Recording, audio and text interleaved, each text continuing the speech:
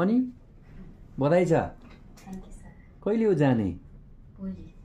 भोलिको फ्लाइट हो? हजुर। कुन कलेजमा हो? एजीआई। एजीआईमा? हजुर। Health care course? हजुर।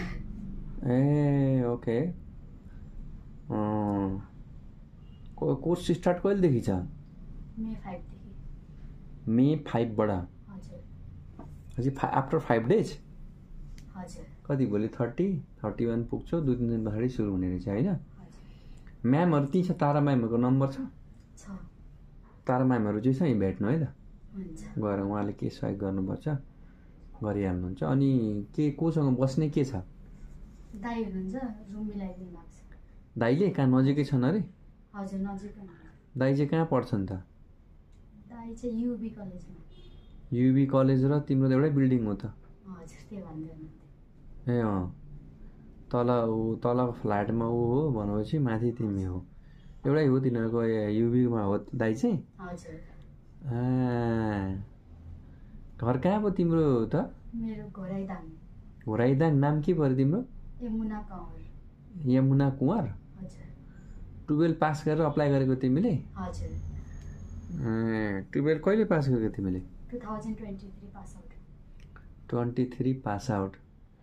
तिम्रो इच्छा त नर्सिङ पढ्ने खालको छ है साँच्ची? हजुर। तर सी दिएको थिएन अनि। कति चाहिँ पिटीमा कति आएछ? मैले आइएल्स गरेको। कति?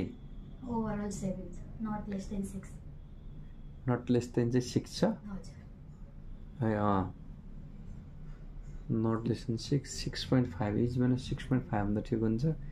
यो पढेर तिमीले अनि 1 इयर यो पढेर तिमीले इजबेनमा आइएलटिएसमा त्यो ल्यायो भने तिमीलाई नर्सिङमा ट्रान्सफर गर्न सकिन्छ।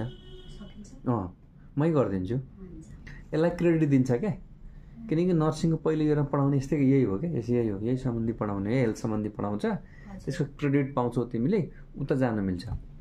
म त्यहाँ ट्रान्सफर गरिदिइहाल्छु नि तिमीलाई, म आफै गरिदिइहाल्छु, केही गर्नु पर्दैन तिमीले मलाई। तर यो पढ्दै गरेको बिचमा यो पढेको 5-7 महिना पुगेपछि तिमीले पिटी गर। पिटीमा अलिक सजिलो हुन्छ तिमीलाई। पिटीमा इजबेनमा तिमीले 65 ल्याउन सक्छौ क्या है। त्यो गर। यो कोर्स कहीँ खेर जाँदैन, यसको क्रेडिट दिन्छ उयोले। म तिमीलाई ती पोलिटेक्निकमा हुन्छ नर्सिङ कोर्सेस, म हालिदिइहाल्छु, केही खेर जाँदैन, यहाँ पढ्दै गर्नु ल। त्यो बिचमा अनि पिटी पनि गर्नु 5-7 महिना पछाडि गर्नु, अनि म गरिदिइहाल्छु। त्यहाँ हाम्रो एलआइए, हाम्रो त्यहाँ एलआइएहरू हुन्छ, त्यो म्याम त एलआइए हाम्रो अफिस त्यहीँ हुन्छ। तिमी त्यो थ्रुमा गराइदिइहाल्छु, टेन्सन लिनु पर्दैन। बुझेनौ? म पनि आउँदैछु। म तिम्रो त्यही 12 तारिक आउँछु म चाहिँ। म्याम त उतै हुनुहुन्छ, म्यामलाई भेट्ने।